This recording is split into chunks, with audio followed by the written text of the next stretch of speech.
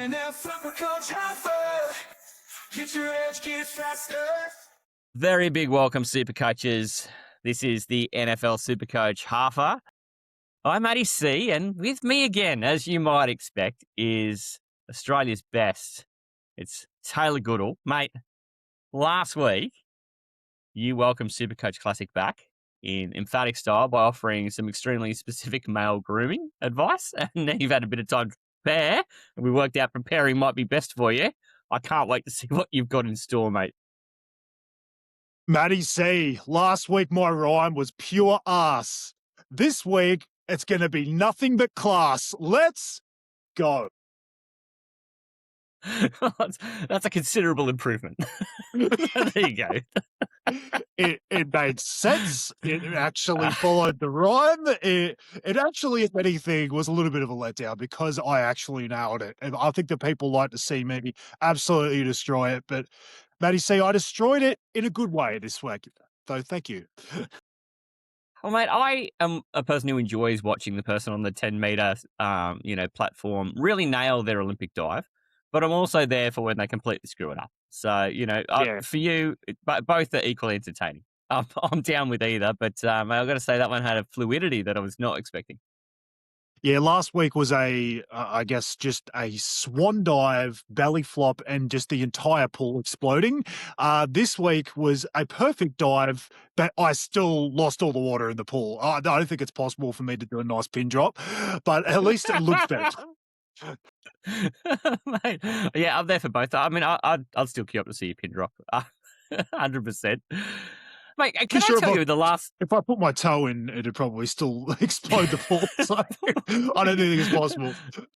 I'm just such a little bloke. Your toe, my thigh, about the same size. It's just the water displacement. Mate, in the 7 days since we were last together, I don't know that I could have been more overwhelmed with the fantasy community in this country. We did that emergency podcast the morning after I'd recorded the solo tight end show. And in that short period of time, we've had just record-breaking amount of people listening to our two shows. We have had approaches from all sorts of places in social media asking us advice about teams, had questions. I've got a mailbag so big we may almost need to start just doing a mailbag show. I'm floored, mate. I cannot get over the support we get, from complete strangers, people who have never met us, just reaching out. Some of them have seriously been so amazing, like people saying that, that our content's getting them through tough times, or they're listening to it with their children, or, they've just started getting into NFL. And we're apparently the first people that they've listened to. So we're hoping that we haven't set a bad tone for people that are just getting into the NFL. But again, the support's been amazing from you guys. We just can't get enough of those awesome, I get people all the time saying, I'll try not to, reach out to you too many times with too many questions. I say do it, mate. Please just reach out to me. I mean it when I say that. We do this for a reason. And, the SuperCoach NFL starting has been amazing for us because I feel like we've always done this podcast wanting stuff like this. We've wanted mailbag questions. We've wanted questions to answer, and we haven't always got it. It's just been a bit of a slow, I guess, climb for us in the NFL fantasy side of things in Australia. And to get this ready-made community of SuperCoaches willing to reach out to us and giving us such great feedback and really, really embracing the game, it's just been amazing, mate. Well, and it's been both, right? I've seen folks who are NFL fans who are like, mate, I just need to get the swing of the SuperCoach thing. I'm like, oh, that's how I came into this. But I also had the other way around. I've had folks coming to me just going, mate, I've been playing SuperCoach for donkeys, just kind of getting the swing of the NFL thing, don't really know who. I'm like, oh, mate, I can help you too. And that's been fantastic. And as you say, Tay, isn't it just kind of cool to know that it doesn't really matter how people have found this game? They found us. And mate, as soon as I get a question in front of me, I'm just all too willing to dive in and help and answer. I just can't help myself with the feeling of excitement that you get when someone feels like, you know who I should ask? I should ask the SuperCoach Halfa boys. I don't know. It's put a real spring in my step to everything in my life, mate. I don't know. it's super thrilling for me. We live a life of a bunch of people looking at us like we're weirdos because we are, because they don't match our excitement for this stuff. But this Supercoach community, a lot of them actually do match our excitement. Maybe even some of them actually go further. So, yeah, like I feel like we've almost been searching Yeah. for these people for a while, and now that it's happened, I feel like we're a match made in heaven, mate. So, yeah, thank you so much for everyone that's listened. Yeah. You know, again, it's been the first podcast we released, even though it was just sort of thrown together at the last minute just to get some content out there on the first day of it opening. We've had nothing but awesome feedback, and the numbers have been amazing for the listens. So we're hoping that the content could only get bigger and better and stronger as the preseason continues, because we've obviously had a little bit more time to prepare for these episodes. Well, 100%. And so it's been record breaking. The amount of folks who've turned to us is just our whole network hasn't seen numbers like this before, and we're just really grateful. But also, what I like about it is folks told us what they want too, and that's a huge driver of how we've ordered our shows for the next couple of weeks. Is that immediately, tell you out of the gate, people said, "Hey, we want to know about rookies, so we're going to kind of turn the lens on them tonight." Absolutely. Yeah, one of the first questions I got was, Taylor, when's the Halfa going to do the rookie Bible, like they call in the NRL? So we've sort of done Oh, our own version and just gone with the rookie rankings. But I guess, like for anyone who does the NRL, it's going to be a similar vein where we basically are just picking out our top 10 rookies to watch out for in Classic and, yeah. you know, to have in your starting team or essentially the top 10. We're not saying that all of these top 10 will be in our starting teams. It's just the best guys that That's we right. think fit their positions well. And then we'll have a couple of notable mentions that we've left out because there's some guys that are pretty well owned that we have actually left out of the top 10. So we thought that was good to sort of add them in the end because there'll probably be people questioning why we don't have those guys in there when they're so well owned. So yeah, I feel like this was a good chance to delve into the rookies. Because that's what I get. So who do I need to own? Who's going to play? Who can I trust when I do put them off field? And we'll get to all of that. But Tay, between both those things, so all the wonderful response we've had, and then we've had folks kind of telling us what they need us to do, and I love that because there's nothing better than giving the people what they want. But mate, speaking of people giving people what they want, we're putting together. Last year we did a whole bunch of listener leagues, and that was a bunch of fun. It was all very draft driven.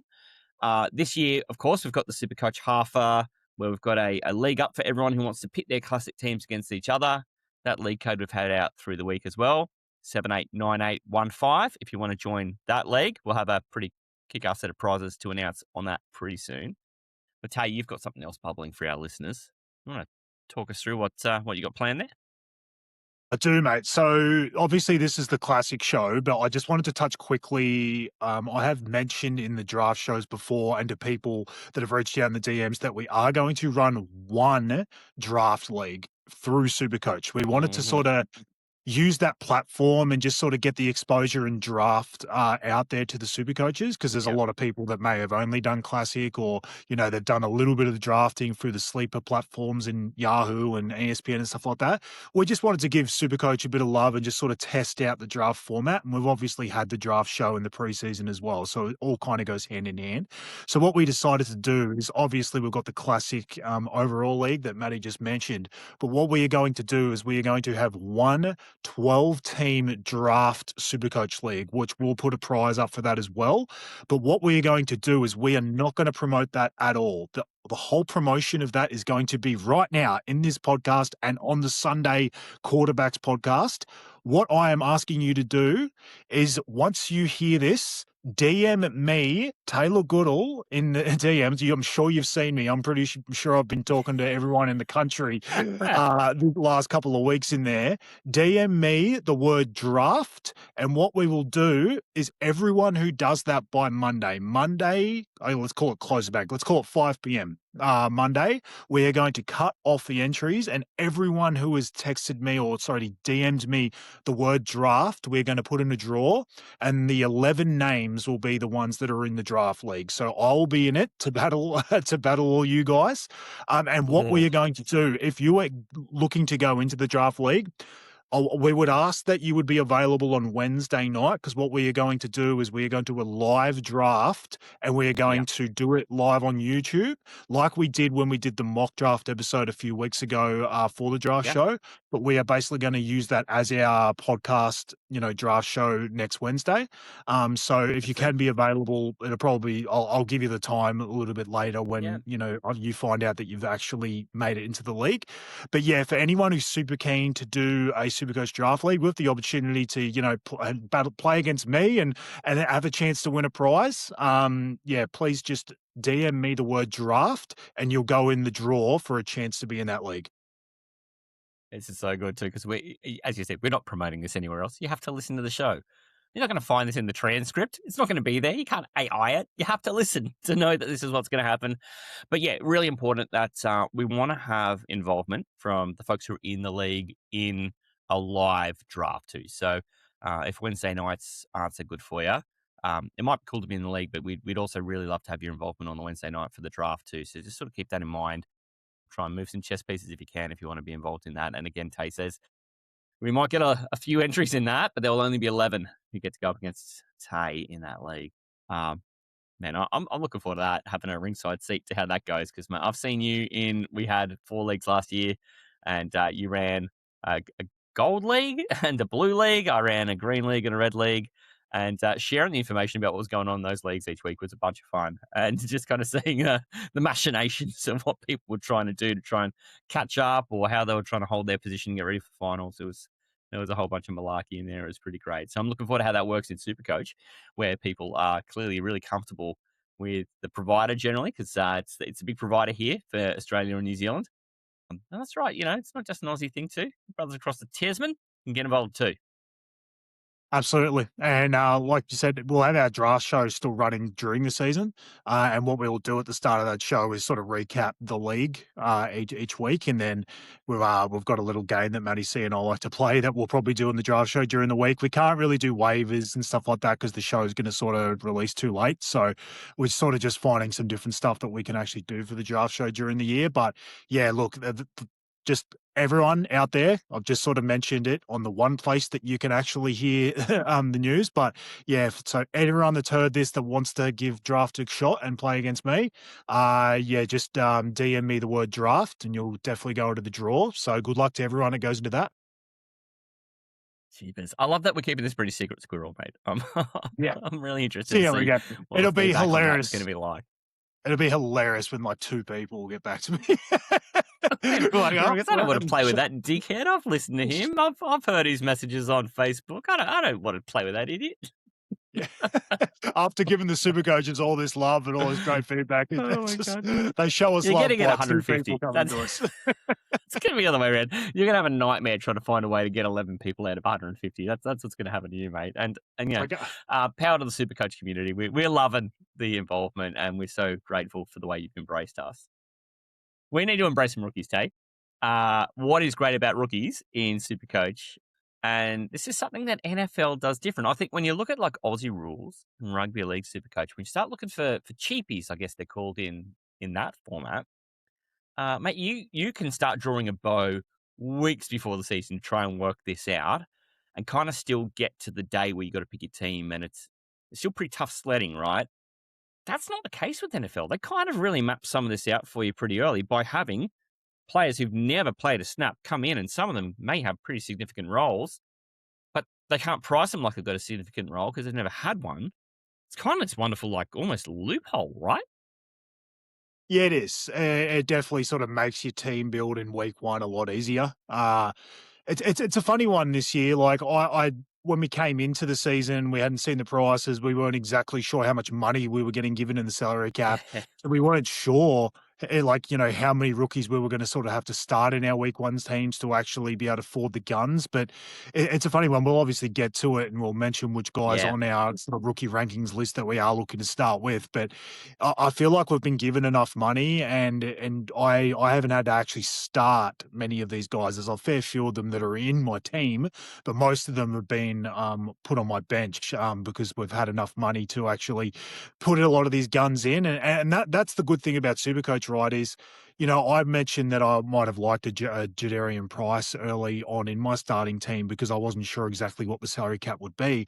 I don't mind if people do try that strategy and they just funnel money into different positions. I haven't felt the need to, but at the same time, there are some guys that are higher priced that aren't in my team that maybe I could change it up and put a Price or something into my starting team. But that's why Supercoach is so good. There's so many different options this year. So, but like you said, it is a bit of a cheat code. Rookies coming in and having a significant role straight away. A lot more rookies are actually hitting the ground running than probably say 5 or 6 years ago as well. So it is a really, really good tool to have. Is a lot of these rookies are bottom dollar to then fill out the rest of your team, but then also have a good baseline of production from these guys at a very low price. Yeah, it's almost unfair in a way because you almost never get that with the rugby league or the Aussie rules guys. They've kind of been blooded a bit, played some games. It kind of muddles the way they get priced. Here you get a completely clean slate, and it's brilliant because from the outset none of these guys are going to cost more than $5 million from your salary cap, and the bottom end of it's about 3.9. So they're in this really thin band. And it just sets you up with a really great chance to then go and invest in a bunch of guns. And I mean, Supercoach doesn't need to guess what Josh Allen's worth or Lamar Jackson or some of these the big names. It's got the numbers, it's got the data, and it's got a model to price it. It just doesn't even give a go to these rookies. And to us, we see this as a massive advantage. And tonight is about giving you the tools to try and make the best of that, to give you the biggest edge possible. And Tay, what's kind of great about it is that there's so much hype about rookies. And we get the hype from the minute the Super Bowl's over in February. It then becomes about all these guys who've come out of college, doing all their pro days, doing all their visits with teams. Then they go to a combine, the ones who end up participating in a combine in about April. And then there's a draft in May. And then they're off to rookie camps in June. Then we're in preseason arranged activities in July. Then here we are in August. Like it is a staple diet of them doing stuff and getting hype. And we hear some of these names every day. We're going to go down this list, and some of these guys may not have been headliners, but there are people on this list who are already somewhat famous, and they've played as many snaps of NFL as you and I, mate. So it's kind of great in that way because you get a lot of exposure. But these guys, they're completely unproven at this level, and some of them are going to go on to have fantastic careers. Can I start you with the top one? Because I think this is the guy who you really want to talk about the most. You've talked about him in different ways that we've approached fantasy, whether it is talking rookies for draft, whether it's been talking about how to set up your team when you're trying to get through the later rounds of a draft. But here we are in the bread and butter sport for you, SuperCoach Classic. And Carnell Tate tops the list of rookies. Mate, he is owned by a lot of super coaches, and he is not expensive. Talk us through it. For any YouTube watchers, not just the audio listeners, I've switched my hat around to the front side for the Titans logo. So I feel like we know who we're talking about here, but I don't think there's been a rookie I've talked about more, even on the draft show, than Carnell Tate. And what's awesome with this, Matty C, is I always try to portray that I don't have bias when it's in fantasy for my own team. I, if anything, try to have harsher takes on the Titans because I feel like I look at them almost with, I guess I probably look at them with a magnifying glass a little bit more. And I've just understood that there's been years where they haven't been amazing. Their offense hasn't been, so fluid. So some of the fantasy assets I haven't always, liked. But with Tate, I actually went on our brother from another mother show, G'day Gridiron, like a long, long time ago before the draft even happened. And I'm so glad I did that because I was able to actually talk about the rookies upcoming in the draft. So I was actually able to talk about Carnell Tate and why I loved him as my favorite receiver coming out of college before he even got drafted to the Titans. So there was no bias there at all because I didn't know where he was going. So it was really, really good to talk about him and sort of realize what traits he had that I thought would be amazing at the NFL level, not to mention what I feel like he's going to do to help Cam Ward at the Titans. A couple of stats for everyone out there who's just, looking for some little like nuggets when it comes to the rookies is He didn't have a single drop last season, not one. Every time a ball was, catchable, he caught it last season. And what was even more amazing was you see that out of guys that just hit, catch dink and dunks. They got, small passes, almost like running back dump offs that they catch. Of course, they're going to catch most of those. But he had a 17.3 yards per catch. So he was getting downfield and catching all these balls as well. So the dude's just got like absolute like horse semen or something on his hands. Like he's catching everything. So yeah, I just think he's going to be Cam Ward's best friend. He's going to have the number one role in the wide receiver position straight away at the Titans, and that's honestly worth more than any of this stuff. It's more about where you go and your situation right off the bat, more so than your own talent. And the good thing is he's got the talent check and he's got the role check. So to me, he should just be in everyone's team. I think he's at 63% owned. He should be 163% owned. Like he should be on everyone's team. He's not currently in my starting lineup, just the way I've got my build at the moment, but he should be on everyone's bench. Like he should be the wide receiver 7, the number one on your bench in everyone's team. And honestly, I couldn't hate on anyone. I'd have to see what their team looked like. If you started him in that wide receiver 6 position, I don't hate it because he could definitely hit the ground running. I just like to see it first with rookies like this. But if you did do that and it got you to Josh Allen or it got you to someone else, I wouldn't hate it either. But he is a number one with a bullet in my rookie rankings this year. $4.9 million. So on the expensive end of rookies, but cheap as. Like it's just a fraction of your salary cap. And mate, through the week, I've actually seen a lot of teams who've gone out and got Carnell Tate in their starting lineup or Carnell Tate plus another rookie in their starting lineup at wide receivers because it gives them access to more premium options in other positions. So I'm seeing plenty of it.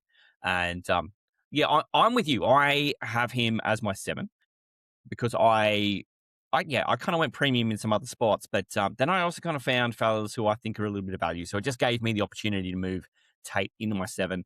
We kind of think too, I took some modeling, Tate, and I put, what is the statistical sort of layout in projections for a few of these fellas look like across the season? Now, let's put that into SuperCoach points because there is no resource on the internet that does this for you. I'm going to have a little table of this that goes up with a companion document that I'm putting out on Substack today. It is available today, Substack. Go and find it. It's called The Rookie Loophole by Matty C, and it has this table on that where we are projecting how many SuperCoach points these players are going to get per game on average, what that means it could do for their price because we've been able to put the SuperCoach modeling in there, and then it gives you an idea of, with rookies, you may not keep Carnell Tate all year. You absolutely should have him in your lineup now, whether it's in your starting lineup or on your bench. Absolutely. He was the first player I put in my team, Tate. First player.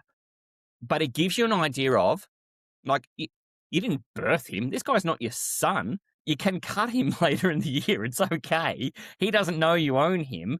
But when he goes from 4 million to maybe 11 million, maybe where he caps out. Okay. Now, all of a sudden, his break-even start getting to about what he's scoring. He's not producing you money anymore, and he's kind of hit his ceiling, and you can let him go.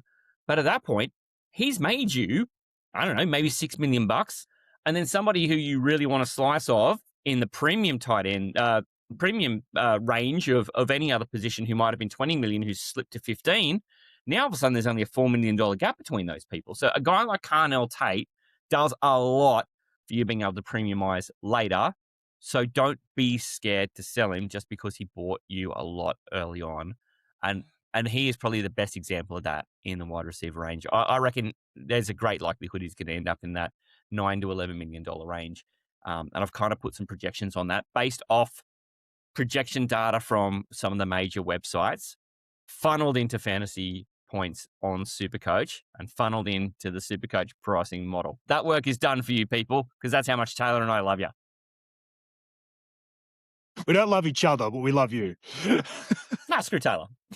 I hate that guy. Mate, I'm glad I didn't have to say anything really nice about the Titans or Carnell Tate and all that, aside from what he's going to do for my SuperCoach team, because I'm a Jags fan, as you know, and I don't want to say anything nice about Titans.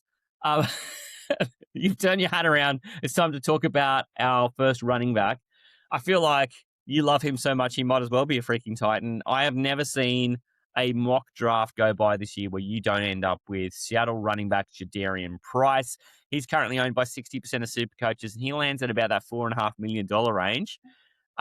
Mate, what's the appeal here? How does he fit into lineups, and what should people be doing with him? Yeah, if there's one platform I actually somehow like him more than draft, it is Classic. He's obviously That's not coming possible. in. That's not possible. I didn't think it was possible either, but he was straight into my side. Yeah, like I kind of toyed with the idea of, like, even when we were on the draft show and we didn't know the prices and Classic hadn't opened, I was saying that if I had to start one rookie running back this year, it would be Jadarian Price over Jeremiah Love, and that's before any sort of Love injury news came out. I just felt like it's more about role than talent. Yes, Jadarian Price obviously was behind Jeremiah Love, and that's for good reason. If you look at some of the stats of these guys, that Love obviously looks like he's the more all-round back and probably a little bit more NFL ready than Jadarian Price. But the fact is, Jadarian Price walked straight into the Super Bowl champs at Seattle, a team who just lost both of their starting running backs from last year. They took him in the first round. So this is their first opportunity to take a player, and they went out and got a running back straight away. Like the data on first round running backs is just amazing. Like they almost always return on their draft day value. And the funny thing is this is like the lowest you'll almost see a first round draft pick, especially going to be the like bona fide starter of his team. Like obviously in Classic, it's just a no brainer because he's bottom dollar price, but he's going in the mid 20s in draft too. So I just like him everywhere. But for Classic specifically, yeah, I just think he's an absolute no brainer. I would have had him higher than Love on my rookie list a week ago, even before any news came out. So yeah, I just think this one is just all about situation. Yes, he didn't have like huge production in college, but again, it was because he was sort of sitting behind, a very, very good back in front of him. So he's always been touted as a very good talent. He came in basically as the second best running back, even though he was behind the first. So he's got the talent, and he's got the situation, which to me means everything. So he's another one kind of like Tate that I was straight on to grab him to my team. I don't currently have him starting, especially with the fact we only have 4 running back starter spots, and I've funneled a lot of money into running back. I'll obviously touch on that in the running back show, but running back's where I've spent my Okay. most money. So he's definitely my, I'll call it running back 5, the first running back on my bench. Okay. So yeah, he was straight into my team. Again, he's 60% exactly owned. Again, he should be 100. There's no way you should be starting without him. Mate, I won't be starting without him. He's my running back 6 in a similar way, but only because I've double rookied my running back situation to try and give me as much premium cash as I can for my, there's 15 spots in your lineup. They're going to ultimately score you points, even though you get to put 16 people in your starting lineup. And I don't mind the idea of Jadarian Price scoring reasonably well, but starting with very little capital and just making me money. Between what we think he can score and what he costs, he's likely to end up as a player who can score you in the 20s per game, right? And when you sort of work out what a break even looks like for a player who does that, he's going to end up in that 11 to $14 million range. He's going to make you between 7 and 10 million bucks when he peaks. However long that takes, and I don't know that I'll take seriously long, because we know that he is not up against it for competitors to get that work at Seattle. It'll just be what he can do with it. So keep those things in mind. About 21 points a game, probably peaks out at 11 to 14 million bucks, but that's 10 million bucks. Depending on how he's looking to, you may want to hang in the flames longer and see if he outruns that. But that's kind of my little cheat code guide. Again, it'll be on my rookie loophole article that's out on Substack right now. You can go find it. What I like about him too is, let's say you've got a starter that gets like a niggling injury in week 2 or something like that, and they're not ruled out for a long time. They might just be missing one game. To me, I've got confidence in plugging him in and playing him in that week 3, because I know he's the bona fide starter. He's basically got what George Halani. I'm not trying to give George Halani a bloody drive by, but the fact is, if he's the guy that he's battling against, then I just feel like that speaks volumes. So the fact he's the Super Bowl champs who like to run the ball a crap ton, Sam Darnold's never going to have huge amounts of passing yards, so you know they're going to run the ball. I just think it's a no-brainer, and the fact that you can plug and play him in a pinch, and you don't have to use a trade to get your starter out, depending on the injury, obviously they have. I just think that's that's great to have. So yeah, he's just a must. Yeah, I think so too. And I kind of paired him up with the other guy who I think is going to be super popular amongst SuperCoach players. And when we talked about this last week, who do we think are going to be players who are largely owned? We excluded rookies for this reason. When you've got a guy who gets drafted in the first round, very high at his position, and he's going to a team which is not really great, uh, then you kind of expect he's probably going to have a path to work when he gets there. Jeremiah Love is the name of the guy. He got drafted by the Cardinals, who I'm wearing tonight, Cardinals jersey. Shout out to my boy Cam, by the way, the ice cream man, the beanbag man. Looking forward to seeing you in Melbourne, brother. Um, he is going to the Cardinals team, and they are in a bit of flux. But one thing they kind of don't have a shortage of is running backs. It seems like everybody who's ever gone through Arizona is currently on their roster as a running back because they've still got James Conner there. They went and spent some money on Tyler Algier. They've also got, I don't know if you know this, but I'm pretty sure they've still got Michael Carter kicking around. And then they've gone and spent like the third or fourth overall pick or whatever it is on Jeremiah Love. So we do expect, because of the investment in him, his age, and just the opportunity he's got there, should be fairly good. Statistically, though, he is being kind of patted out as somebody who should have over 200 carries over the course of the year. So whether it'll be early or whether it'll be later, I'm going to lean on you for a bit of insight on this. But again, this is kind of guy we expect him to max out in that same sort of range of that $14 odd million range, $15 odd million range. But I mean, what do you see in the tea leaves for Jeremiah Love? I've got him currently as my running back 5, because even with that little niggle he had this week, he's only expected to sort of sit down for a week or so. I kind of expect him to be okay to go out and score some points and improve his price, and he's not in my starting lineup, so every point's a good point at this stage. I think I even saw a Bam/Zonovan Knight sighting the other day. Is he still there? I think so. Like I randomly saw in like a training video the other day from the Cardinals, and it was a running back like catching a pass or something like that, or they were doing a trick play or something. And then all of a sudden, I'm looking at the running back and I'm going, "This has to be surely one of the 4,000 they have that we all know about." Then all of a sudden, I swear it said Knight on the back. I'm like, "My God, they've got 700 of these guys, and it still wasn't even one of the ones that I was predicting." So it just if for everything you need to know about this backfield situation, I think that proves it. Look, Jeremiah Love himself, there's no question about the talent. Like 1,652 all-purpose yards, last season, 6.9 yards per carry. Like the talent's there. He's a freak of nature. He's a Bijan, he's a Gibbs coming out of college. There's no question about this. He should be in everyone's team. Yes, the high ankle sprain is a bit of a worry. And I think what you'll find is you'll get a lot of what I've been worried about in draft season is just it's going to be a bit slower than we probably want. Like you talk about the money he's going to make over an entire season. I just think it's going to take a bit longer now. James Conner and Algier are probably just going to be a lot more involved early, but eventually talent is going to win out on this team. So I do like him for a full season projection. Obviously in Classic, it's a no-brainer because of his price.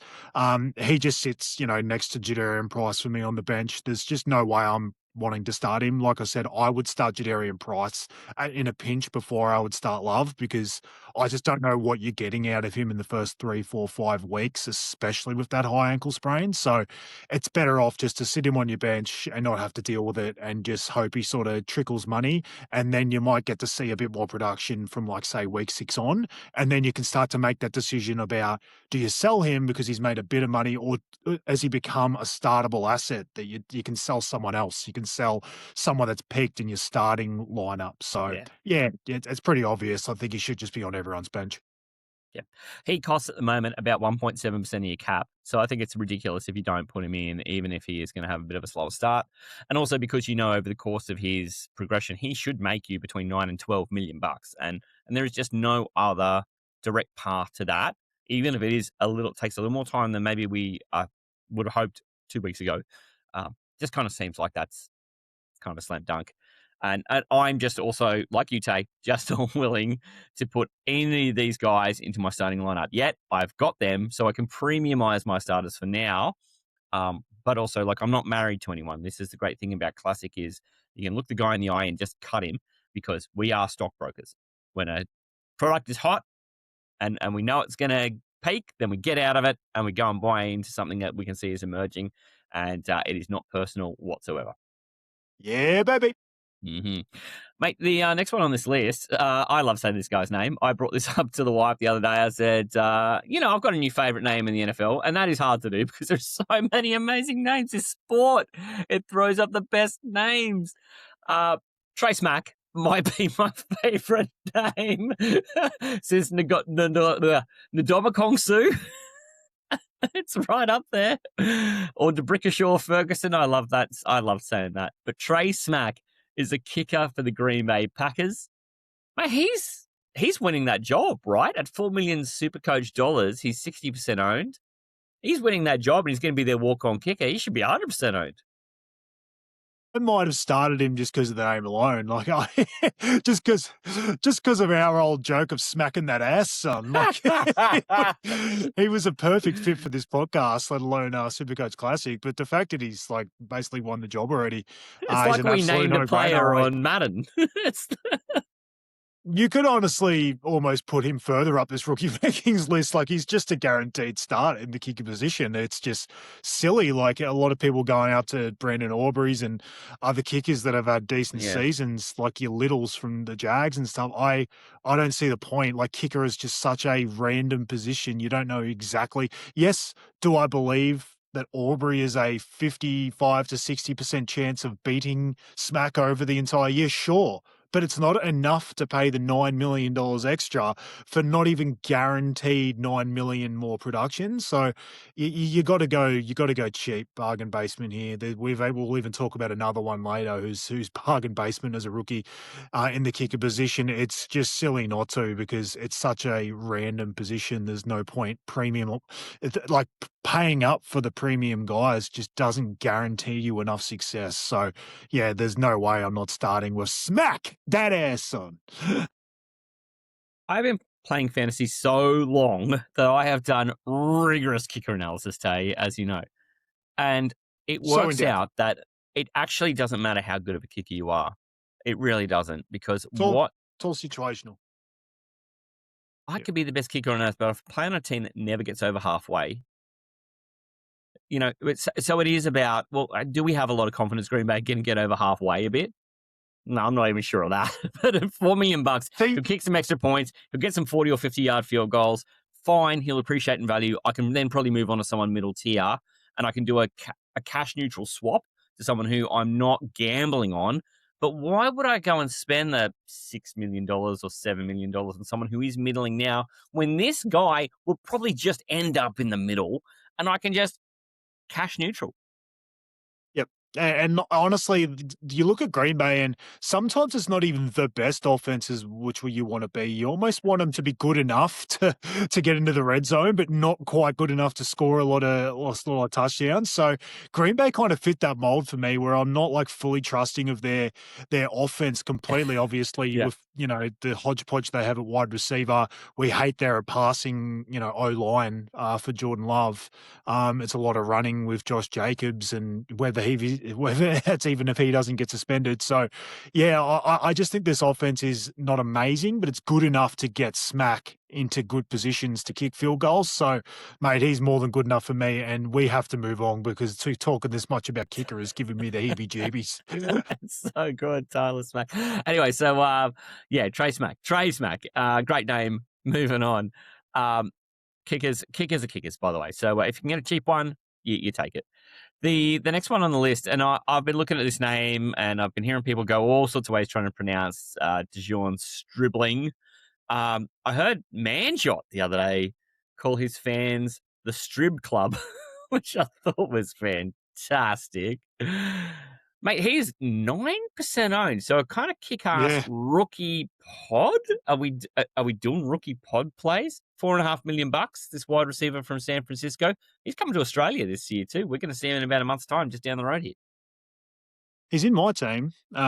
This team went out there in the draft, and yes, he wasn't highly touted. I know the Niners do this shit a lot, where they go and like they feel like they're like beating the crowd by taking some guy way earlier than he's projected to go, and they like, oh, we know better than you guys. And the problem is that it almost never works out. They always do something stupid. But with this guy, they seem really, really keen, and obviously with Brandon Ayuk, you know, his situation to being a complete knob jockey, and obviously Pearsall missing the entire season. There's a need there at the wide receiver position, and Mike Evans is only getting older. I know he's had a Hall of Fame career, but he really is getting to the end. So I feel like there is opportunity. And the thing about Mike Evans is he's he's a Hall of Famer on the field, and he's a Hall of Famer at being off the field. He's so injury prone that you almost know with the power station next to them that he's going to be getting hammered by that thing. So electrical storms everywhere.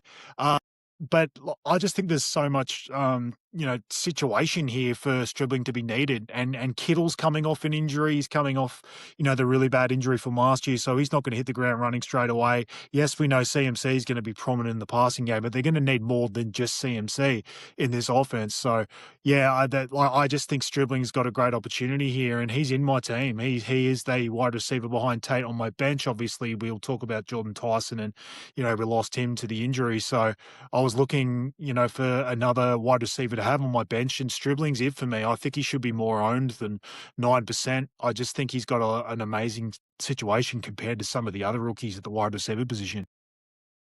Yeah, look, and I think that will probably be the case, Tay. We are 24 hours into the Jordan Tyson's going to miss 8 weeks kind of news. And I mean, that's, I don't know, Helen's a piece of string. We're sort of expecting him back mid-October, probably? I mean, I don't even know that the timeline's At best, so, yeah. Could be worse. So do I expect that there's going to be people who drop Jordan Tyson and go and do something like move to Stripling? Oh, 100% between him and maybe Makai Lemon. I think they're kind of going to be the trendy ones to move to. But I've also seen a few other names in the hat who we'll talk about a little bit later on. But yeah, I can kind of see the movement, the youth movement onto Stribling. And I think also, do you get this, Tay? If you're going to go and see a game and you've kind of got a little spot where you've got a reason why you might just need to move a player around and pick somebody up, are you a bit more likely to pick up a player who's going to be in the game that you're going to go and watch just so you can kind of cheer him on in NRL? For sure. Because I've done that. I've just gone, yeah. oh, fuck it. I'll go pick up a Canberra Raiders player because the Canberra Stadium's like 6 k's from my house. It's just down the street here. And I just go and go, fuck it. I'll put Owen Paddy in because then I can cheer for Owen Paddy, right? Like, and that's kind of fun. Do you think there's going to be people who will do that for Stribling? Maybe. I don't know if people will feel the need to put him in their starting lineup, but I do think that people might just want the feeling of knowing that he's in their team while they're watching that game. There's definitely a certain running back that I think I definitely was overthinking putting into my team because of that game as well. I'm with you, mate. I've done that before where like it's round 1 and I know I'm going to watch, a team. I used to live in Bruce in Canberra. I used to watch a lot of Raiders games, and the amount of times that I knew I was going to that game and thought, all right, the winger, has an awesome matchup. I'm chucking him into my center wing because I want to watch him. I used to do that shit all the time. So, mate, I'm with you. I wouldn't be surprised if there's a lot of people chucking Rams and Niners into their team just because they're going to Melbourne to watch the game. But I was just going to touch on Stribling again, like quickly. It's not just everything I brought up, but he looked great in that preseason game against the Titans. I think he was 7 for 60 odd.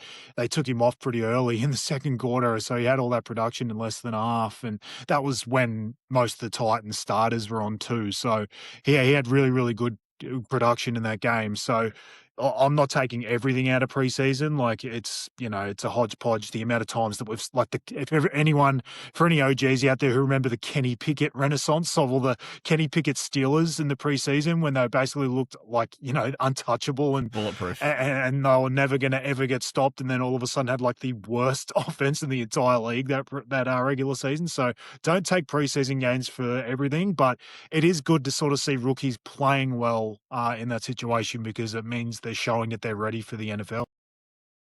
Yeah, I kind of also look at how many years have you seen like the Ravens not win a preseason game and the Raiders win all their preseason games, and you go, that tells me everything I need to know.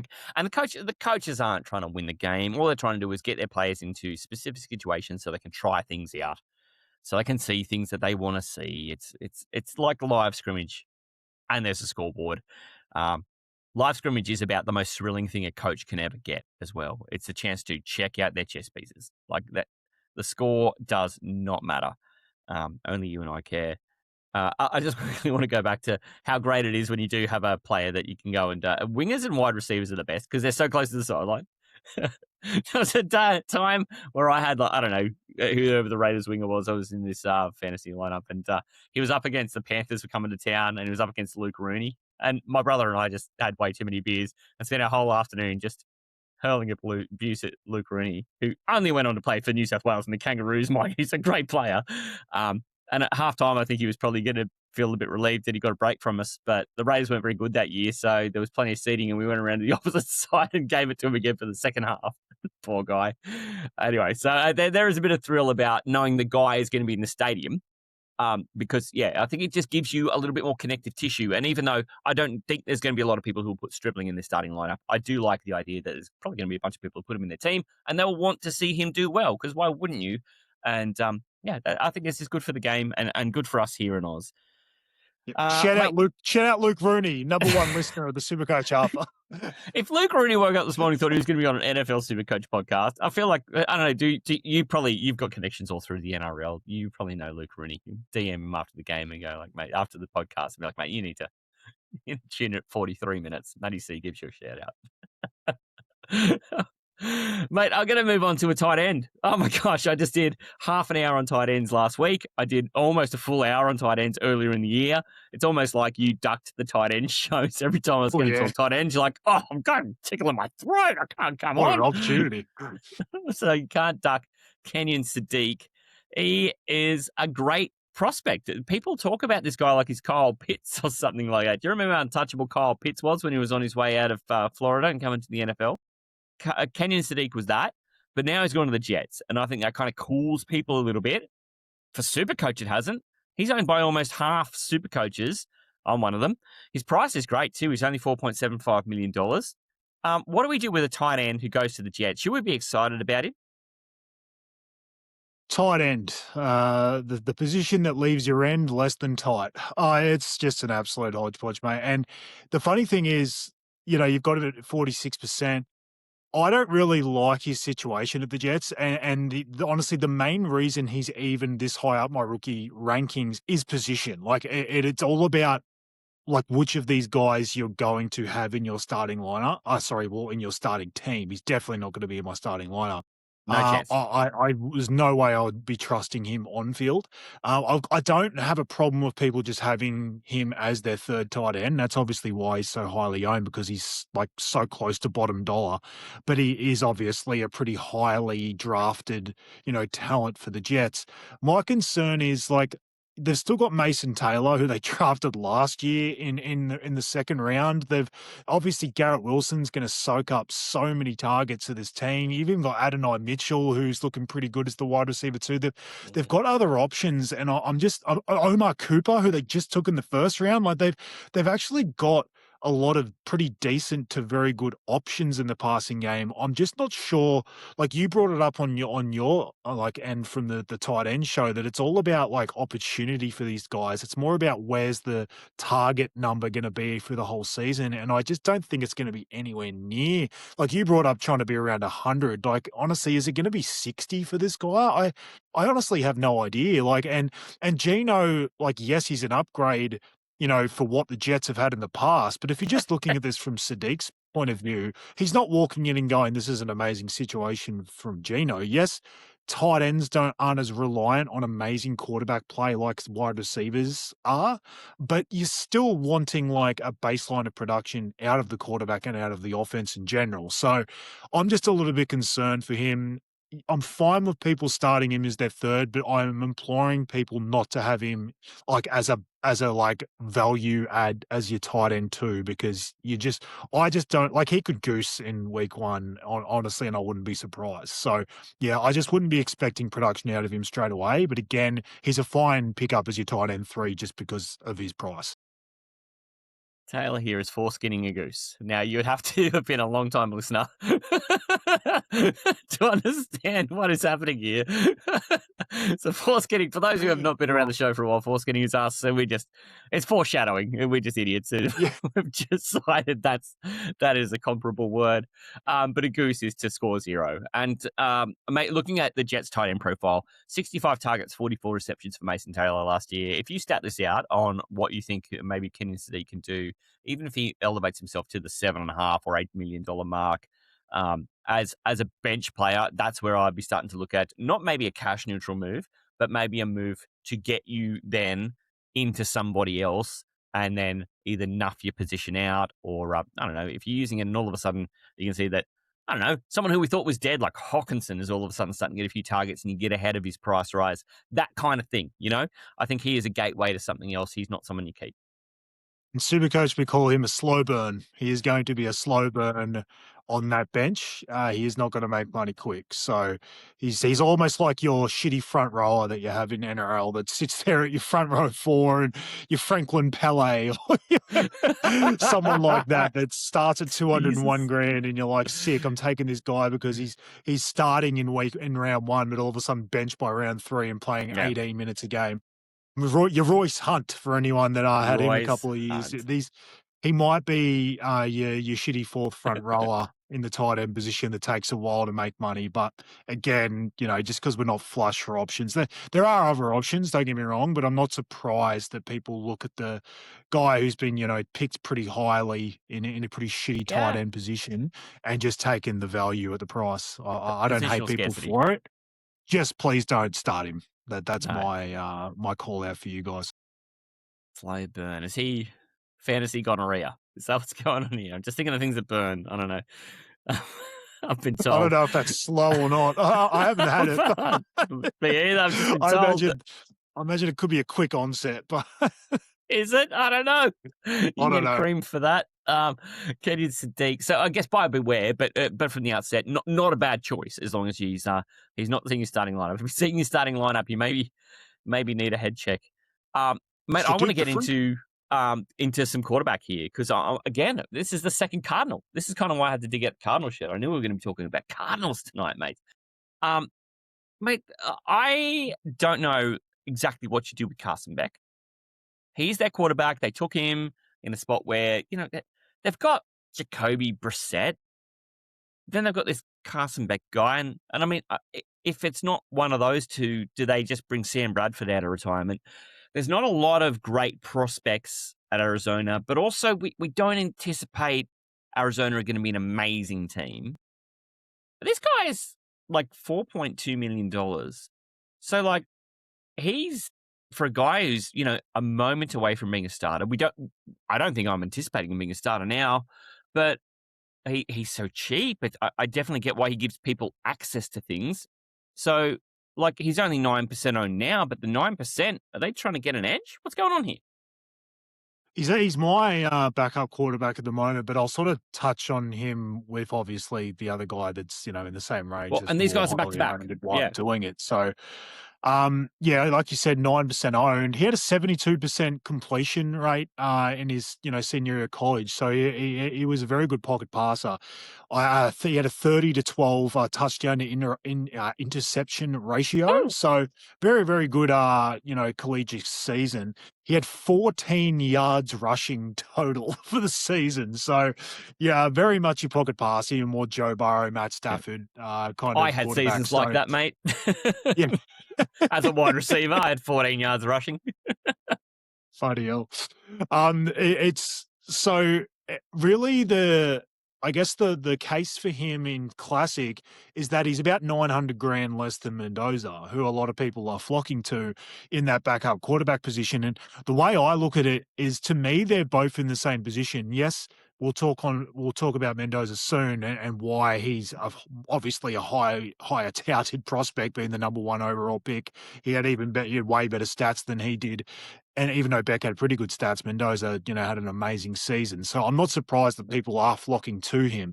Really, for me, Beck at the moment is more of a placeholder because he's 900 grand less at the moment. My plan is if I need that 900 grand, I'm going to start with him. But if I get to the, week one and I've got a million five sitting there, I probably will just use it to upgrade to Mendoza because at the right now, it's like, well, they're in the exact same position. They're the clear backups to start the season. They are the team's future.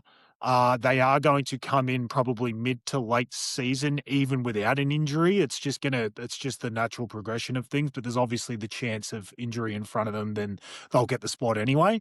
So they're very much in the same boat. So I'm like, well, I'll take the 900 grand saving now because I may need it to build my team up. But like I said, if a push comes to shove and all of a sudden I have more than 900 grand sitting in my bank, I probably will go to Mendoza.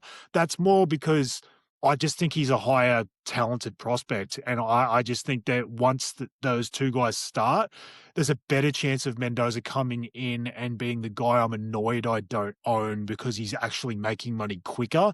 Whereas Beck, I think, could be another slow burn like we brought up with Sadiq the Freak.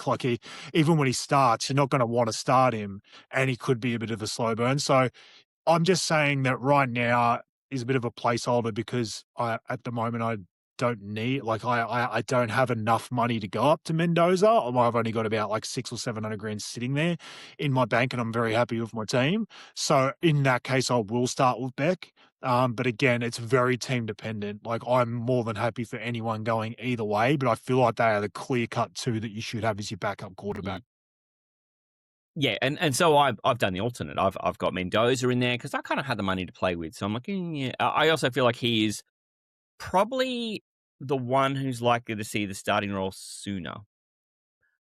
Not that I've got a great bunch of stats for why, but so Kirk Cousins turns 40 this year, and I don't know that anyone's expecting a lot from the Raiders, but once they're 2-4, why do you keep trotting Cousins out there? People are going to be, banging down the doors to get Mendoza out there. I understand the same will probably be true for Beck, but I think at least Jacoby Brissett makes things interesting even when they're not winning in a way that Kirk Cousins does not make anything interesting. Do you remember he is the fantasy lettuce sandwich? That's something we coined back when he was playing for Washington. That he wasn't even interesting then, and he's now been through 3 other teams, and he's still just a lettuce sandwich. You can eat it. It's food. I don't know if it's nourishing. It certainly doesn't make you feel good. That's Kirk Cousins. And I assume at 2-4, they'll just move him out of the way, and then Mendoza will come in and they'll go, 4-13. But at least they'll feel good giving this guy some opportunity to play, and he'll probably score you 20-odd fantasy points a game. He'll probably end up, helping us to a bunch of money. And you only keep him until he sort of peaks out, and then you just move him.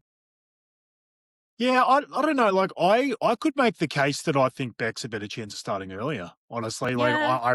because I do think there's a chance at least with the coaching change and just obviously Linderbaum coming in at center. I just feel like there are pieces there where if there's a team that surprises you this year, there's far more likely it's going to be the Raiders than the Cardinals. I think the Cardinals are going to be an absolute disaster, and I feel like there's going to be no incentive for them to win.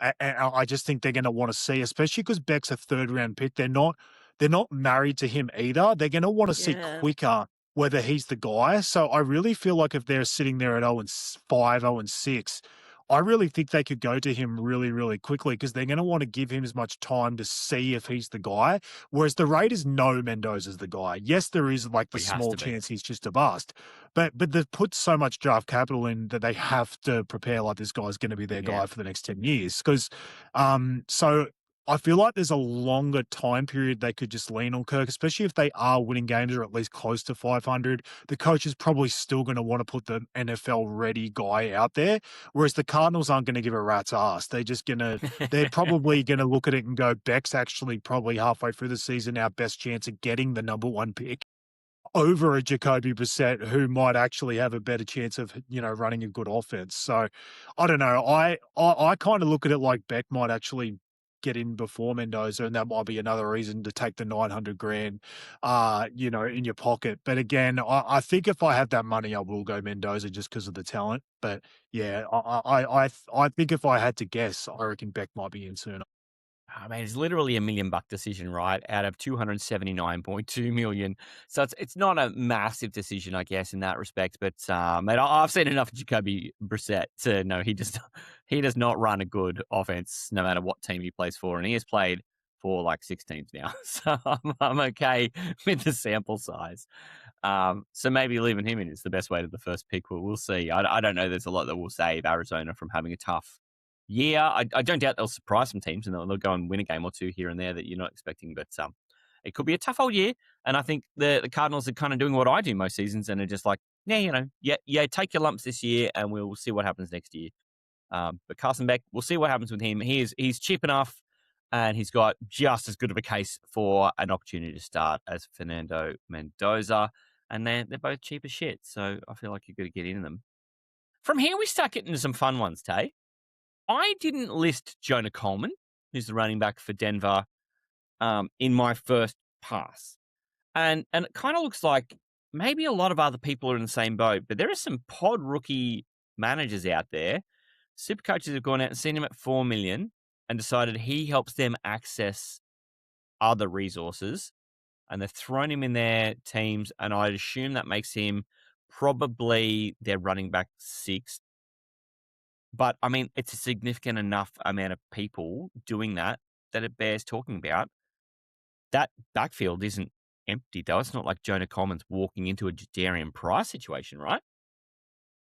No, and look, he's a guy, obviously, I'm not going to be able to start because I'm going to have Price, I'm going to have Love as my backup running back. So this isn't a guy that I'm out here like shouting off the rooftops that I think I should be starting and everyone should be. I completely get that positional scarcity is not really going to allow this to happen. I just wanted someone at the bottom here that I could, not a lot of people own, that I wanted to sort of spruik and wouldn't be surprised if he's far more relevant than people realize. Because if we're just talking about obvious guys, then, what are we doing here? We wouldn't have to listen to us wankers have to talk on the podcast. But why I like him is there's a few different reasons. He had over 1,100 yards, all-purpose yards in college last year. So he's coming in with a pretty decent production profile.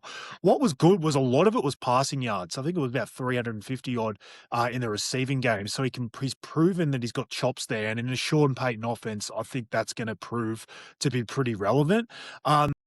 I just brought up Sean Payton. Denver is the biggest reason I like this because their offensive line is amazing. It's good at protecting the pass and the rush. They just win games that way. They're going to be very good defensively. They're going to run the ball a crap ton, and I think they're going to use all three of their backs. It's just the way Sean Payton's often ran. Every single time you think you've got a Sean Payton team figured out, he goes and does something that you're not expecting. I do believe that J.K. Dobbins from the start of the year is going to be the starter, but again, Dobbins is half the reason why I don't mind Coleman as a full season play because that man can find an injury. I talked about Mike Evans finding injuries. My God, Dobbins is the most injury-plagued guy in the entire league. Like he has not had a healthy season his entire career. Like he came off with a bad injury last year. Like it's just something that he does better than anyone in the league. So I just think that when Dobbins goes down, I think Coleman has the better profile to actually take over than RJ Harvey. I really feel like he's going to be super startable when Dobbins isn't there because of how good this Denver offensive line is. So, yeah, I just really like him as a bit of a sleeper, I guess you'd call it. Like I said, I wouldn't feel the need to start him in my team. But, yeah, obviously 4% have, so good luck to them because I feel like there really could be a great opportunity here. But, yeah, I just thought I'd put him out there because I wanted to have someone a little bit random in my rookie rankings, someone that not everyone was looking at, and someone I just wanted to have a little bit of stock in from the start of the year. I haven't done this too. Like, I spent $30 last year on SuperCoach Plus, and like it rolls for a whole calendar year. So I've then had it for the whole NRL, AFL season. It loops back around. I've still got it for the NFL season now, and I'll end up refreshing it. But $30, right? You buy $30 of coffee in a couple of weeks.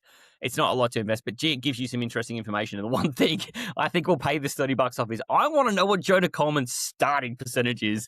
If 4% of SuperCoaches have him, I just want to see how many have got the cojones to roll him out there week one. I'm hoping it's not a lot though, because I just kind of feel like, as you said, to me, it's Dobbins is going to roll out the red carpet early, and he'll do a lot of the heavy work. I don't know that they're expecting to be around all year, but I agree with you in terms of the way these players profile is that RJ Harvey kind of found himself picking up parts of role that aren't really his home ground.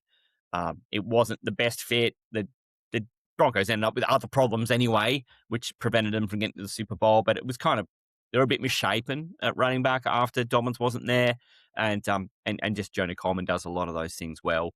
So I like him as a long-term prospect. If you want to talk a dynasty podcast, we don't have time to do a dynasty podcast, otherwise we'd be great at it. He's a great consideration for that. For anyone, mate, I was just going to $4 say, million. for anyone who's seen our offensive line rankings there, I believe they're 3rd and 4th, respectively, in passing and rushing, offensive line play. So, yeah, they are just an amazing offensive line. And the yards per carry is always amazing for any running back, whether it's Dobbins or it's RJ Harvey. They are just so efficient there. So I just think once he is, in there because of an injury to Dobbins, I feel like there's a chance he could be a rocket ship, honestly, straight away. That's why I like him. My assumption is the 4% that have him are people that are going light at running back and are maybe starting a Jadarian Price or a Jeremiah Love, and then they've got that one of those two as their first bench running back, and then they've obviously gone to Coleman as their other bench running back. My assumption is so. Look, honestly, I don't fully hate that. If you were going to run Coleman, that would be the way that I would do it. Is like maybe start a Price and have Love and him as my bench running backs, but again, it's not the way I'm doing things, but Godspeed to anyone who does. Yeah. I'm just nervous about Price's point scoring compared to other players who I just feel confident in, so I'm happy to invest. But just quickly with that Denver offensive line, what do you reckon the average yards per carry for yourself? You would be buying that offensive line. You're sort of talking them up here. Come on. Give us a number.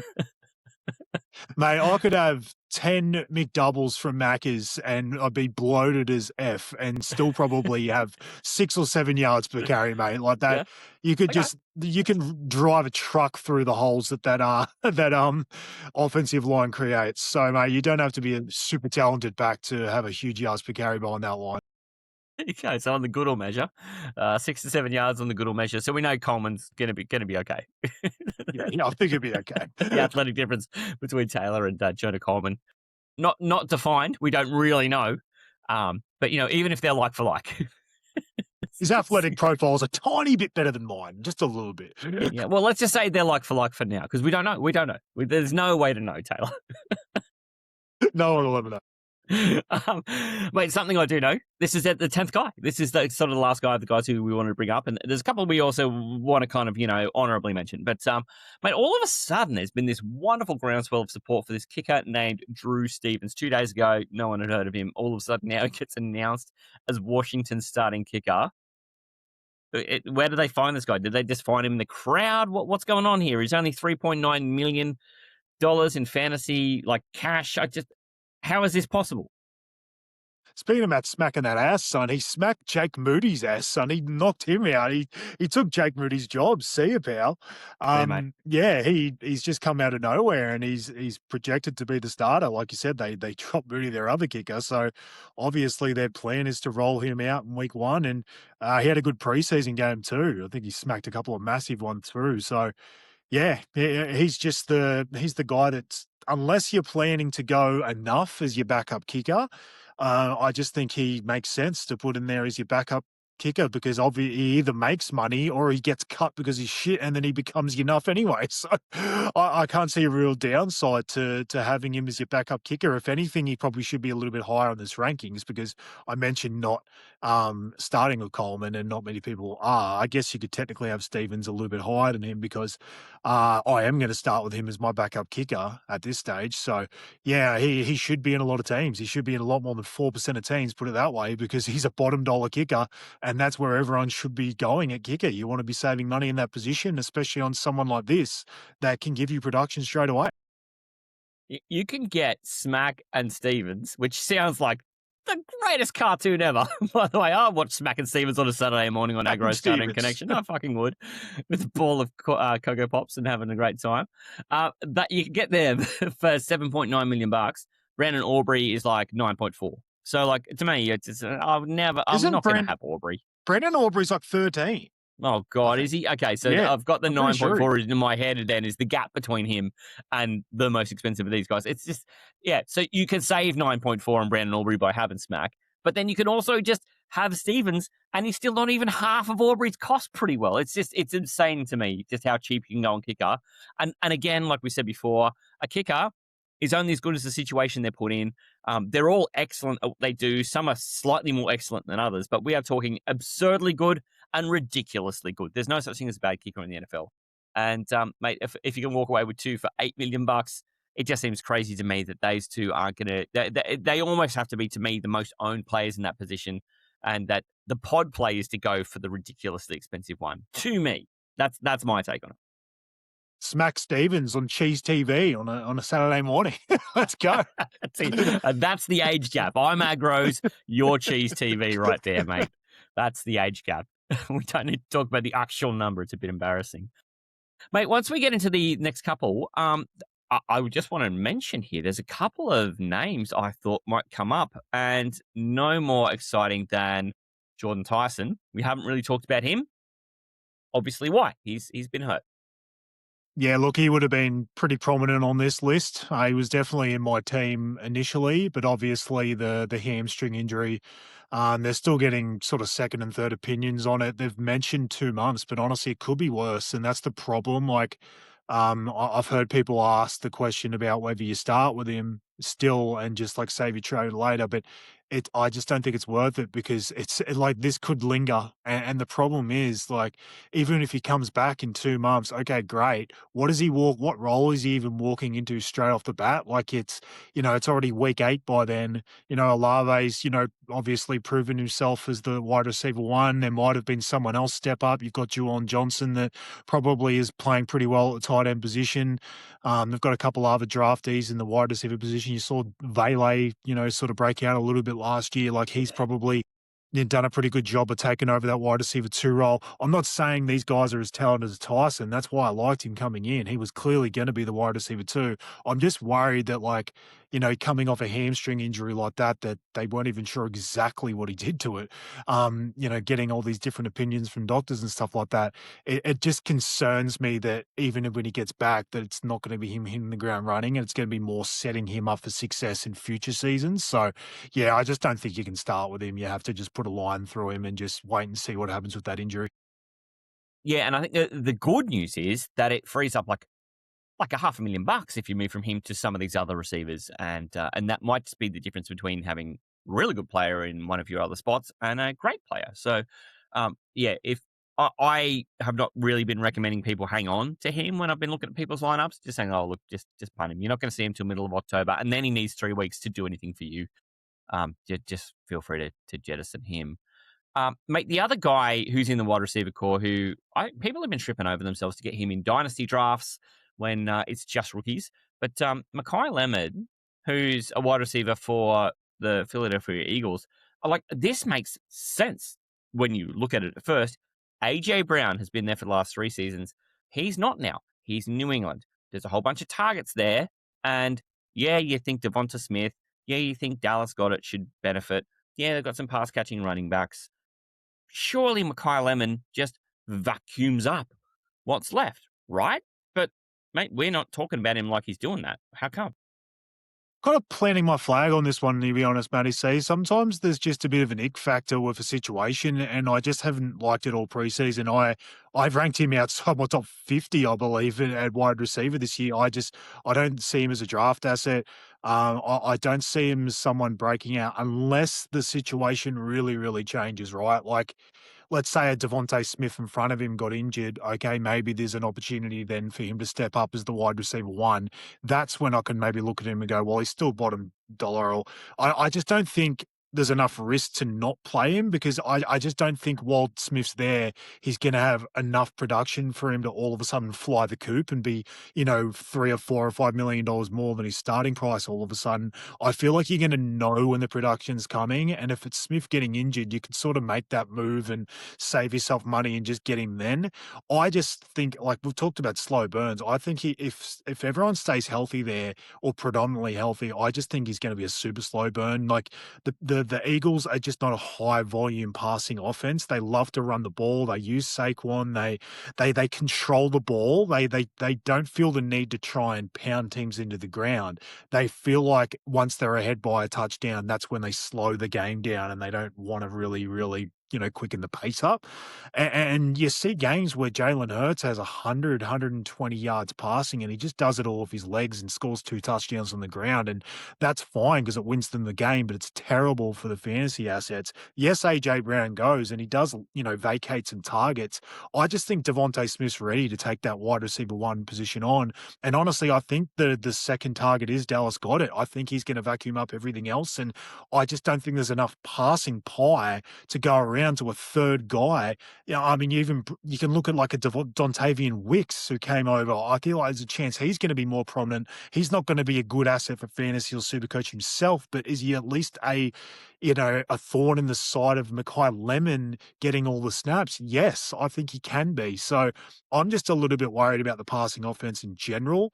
I'm just taking my shot that Mekhi Lemon's just not going to be relevant unless we see something change in front of him.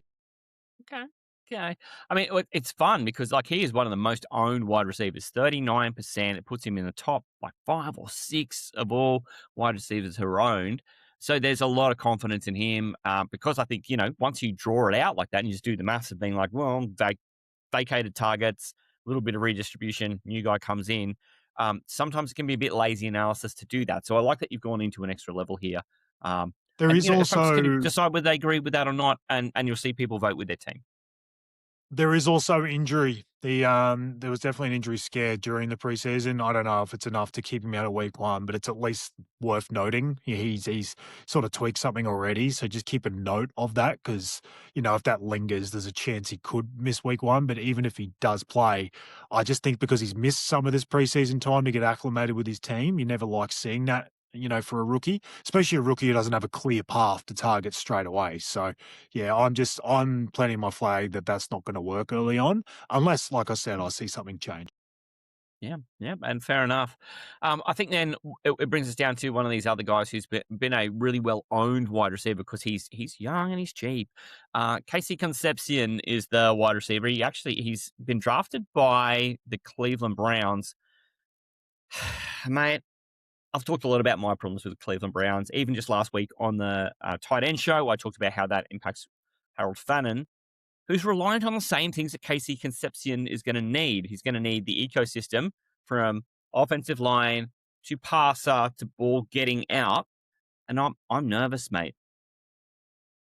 They have to cut at least one of these wide receivers at some stage, don't they? Like they have the weirdest wide receiver room you'll ever see. Like, just to talk about Concepcion, I like him. He was a very talented receiver out of college. I like him himself. But that's not what fantasy and Supercoach is. It's all about situation. That's what we've been talking about for these rookies already. And the fact that he's going to not get a great passing volume from Cleveland, they've got a tight end who is going to vacuum up the biggest target share in Harold Fannin. And then we don't even know what this pecking order of the wide receivers is. Like, you still got Cedric Tillman. You've got Jerry Jeudy. You've got are we even certain that Concepcion is the best rookie wide receiver in his team? They've got Denzel Boston as well, who's been making plays in the preseason. Like, it is just a hodgepodge of shit. Like, it is just something that's really, really tough to work out, and it's something that I'm just going to leave for someone else to be someone else's problem. And if Concepcion is just unbelievable in the first few games, you can jump on him before that first price rise in week 3 if you have to. But I really don't see that happening consistently enough for us all to need to do that, especially with not a huge passing pie at Cleveland. So, yeah, honestly, the whole Cleveland situation is just a no. Yeah, it's not how I think they're going to score their touchdowns either, is to pass to wide receivers. There were years and years ago, Kansas City had this year where they went a whole season without passing a touchdown to any of their wide receivers. And this is the closest I've seen to a team that might be able to replicate that. I think it's going to be a whole bunch of Quinshon Judkins inside the red zone in 20. I think it's going to be a bunch of Harold Fannin. I think it'll be little passes to the dinky, fun little running backs. I just don't know what's going to take for these wide receivers to get a lot of traction. It's dangerous, but there is quite a lot of ownership for KC Concepcion. He's currently owned by 26% of super coaches. And I'm just nervous. His week 1 projection's only 7 points. It leads to what were we saying about Sadiq with him being slow burn. Like, let's not go with gonorrhea. Maybe we go with like kettle chips. The chili kettle chips. They don't burn straight away, but by the end of halfway down the bag, your lips are on fire. I feel like that's kind of going to be what it's like with KC Concepcion. And I'm keeping away. I'm just keeping away. Well, believe me, with gonorrhea, something's on fire. I can tell you that. I can't answer this. I wish I hadn't said it. This is a great show. Mate, I feel like we've done a good service on rookies, but I really, what we have been getting a lot of is people who want questions answered. Some of them are questions that are going to benefit a lot of people, and some of them are really specific, but I think help people get their strategy brain on. So I've got probably about 5 I picked out of the mailbag. Some will be quick, some we might need to go in some depth on. I'm conscious that we've gone over an hour and 15 already for the Halfa. So it's always so good because I'm like, I'll put out a mailbag because, we might need to fill some time. How long could we possibly talk about 10 rookies for? Yeah. And then it turns out, we can wax lyrical about anything, Matty C. That's what we do. Wait, how long would it take paint to dry that wall? I reckon we can talk for 45 minutes on that. Just the nature of us two big buds for so long. That you poor buggers. We've been mates for like a dozen years, Taylor and I, and we've been talking fantasy for about every minute of it. So you poor buggers, look at what you've walked into. The good news is we haven't even had an episode. We haven't had one episode yet where someone said it's been too long. If anything, no one really wants it to only be half an hour anyway. So we're just going to keep pushing the boundaries on time. But mate, let's get into this mailbag. At least we're doing stuff that people want to hear. So we went an hour 50 on the wide receiver show too. People listen to it. So there you go.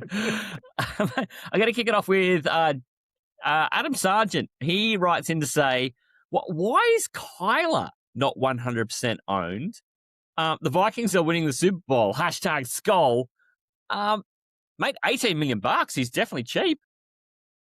I don't mind him as an option, honestly. Like he's another one of these guys that I really like in draft, just because he's getting drafted super late, and I just love his situation. I've talked about the KOC, the offense, of the Vikings. I feel like last year was just a blip on the radar. I feel like it was an anomaly. I was just obviously chucking a rookie in there too soon, and JJ McCarthy, and he's got all of the pieces to make an offensive work. He's got Justin Jefferson, one of the biggest stud receivers in the league, and even Jordan Addison is the wide receiver 2, is one of the better wide receiver 2s out there. Honestly, Juwan Jennings at wide receiver 3 is a pretty good option there as your third guy. The ghost of TJ Hawkinson's still there, but I don't know if that's a plus or a negative at the moment. But even the 2 backs out of the backfield, Aaron Jones is the better pass catcher, but Jordan Mason can step in and do it if he needs to, but he also helps the offense in general. They've got a very good offensive line. They have so many good pieces there that are going to help Kyler. And as a fantasy asset himself, outside of probably like last year, he's been pretty good. Like he's been very good. He's got a great rushing baseline. He's fed his receivers enough to keep up like a lot of top 10 finishes in the draft side. So 18 mil, he definitely is a good price. He shouldn't be 100% owned because there's just so many good options at quarterback, and it's not a position you really want to skimp on money-wise. Like to me, you're skimping in other areas to funnel your money to your starting quarterback and your flex quarterback. So that's the only thing I'm looking at is, do I really want to be starting an $18 million quarterback when there are so many good options in that 20 plus million range? I'm not so sure. So I'm saying I don't mind him as an option, like go for it, but there's plenty of reasons why he's not 100% owned, and it's just the other guys in the position. Yeah. And I mean, at $80 million, he's cheap enough, but for the points he's going to put up, he's like the 25th best projection for the first week in a matchup against Green Bay, which, I don't know, Green Bay, the one thing they've got going for them is their defense. So, I don't know, do you really want to go against Green Bay in week 1? So 4% of super coaches have stuck their cojones out. I definitely get it. Like, he can do all the same things that a guy like Jaden Daniels or Lamar Jackson can do in terms of things on the field. And he's priced not terribly far behind them, but it's going to take someone braver braver than me, Tay. So just I'm a bit of a sucker. I'm not doing that. Mate, I've got one from a Uni El Haj too. He says, are there any must-own wide receivers? I can think of Justin Jefferson. To me, that's must-own. There's Justin Jefferson's number one for me. Like we obviously talked about it in our first, emergency pod. Gotta He was have. my first pick in our little game. At $11 million, I just think you have to. I will foreskin something though. We do have a special guest coming on the podcast for the Wide Receiver Show who was prominent in our, he was up there for a long time in our group last year. And he has a bit of a hot take on Justin Jefferson. So I might just, tease that out or foreskin that out for the listeners that we might have someone trying to give us a little bit of a different take on Jefferson in the Wide Receiver Show as a guest. But anyway, I'll digress to what most of us are thinking. And Jefferson is just a no-brainer at that price. He just comes off a horrendous year that's an outlier. And I've talked about the Vikings. I just think last year was a blip on the radar. Yep, you've got to have Jefferson. I've got two others that I see as must-haves. I just would never have gone without him. I just think Jamar Chase at that price is just, I think he's a must. Like, just a tick over 20 million. Yes, like you could look at a lot of guys in that range and you can go elsewhere. To me, Jamar Chase isn't that guy. He's the wide receiver one for me. I didn't even waver on him, in draft. I just think, with a healthy Joe Burrow and that offense humming, bad defense, he's got all the tools for what makes a great fantasy or SuperCoach wide receiver, and he's coming in at a discount off a down year because of Burrow missing 9 games or whatever it was. So, I just think Jamar Chase at that price is a must, and the other must is just Carnell Tate at the bargain basement price. We've already brought him up on the show tonight. They're the three I look at that are just complete musts. I haven't even wavered at all. They are staying in my team guaranteed. Everything else to me is interchangeable. There's reasons to have guys and reasons why you can go past. Well, yeah, and I think the closest that comes to a must after them, like in terms of guys who are most owned, JSN's high, but he's also a bit more expensive. So I don't think he's a must because he's a bit more expensive. And then once you get through the rookies and Puka, who's the most expensive wide receiver, that's why he's not a must to me, is because the chances are his first steps are down, not up. Is probably Malik Neighbors, just because he played a game and a half last year, scored 23 fantasy points, got hurt. We never saw him again. It is not hard to score 23 fantasy points as a really good wide receiver, and he's getting priced like a guy who will score you like 9. So like I'm cool with people who pick up Malik Neighbors. He's in my team. He's $12.5 million. I think he's outside of the three that you mentioned, Tate, Jefferson, Chase. They're the most owned wide receivers. They are already. All of them are over 50% owned. I kind of think Malik Neighbors is the next one who will take that leap just on his price. Yep, that's fine. I don't actually have Neighbors at the moment. I have had him in a couple of builds. I've sort of mixed around my wide receiver a bit. I have someone in the exact same range I really like. I have over Neighbors at the moment. I might as well just say it's Devontae Smith. I really feel like he steps up and is the wide receiver one. Yes, my concerns over the passing offense are there, but I just think he's the number one on the board in that team. And just the more the preseason's gone, the more I am so confident in his talent and that he's just going to work it out. But I think the only thing that puts him over Neighbors for me is just the question marks about Neighbors coming in with the injury from last year. Like, yes, you've seen some pretty decent tape on him out there running. I'm just worried, like, kind of like Scatterboo. Like, do they sort of warm these guys into the season, the Giants? Do I expect the offense to hum either? I'm not so sure. It's just the couple of things that are just irking me a little bit, but you are right.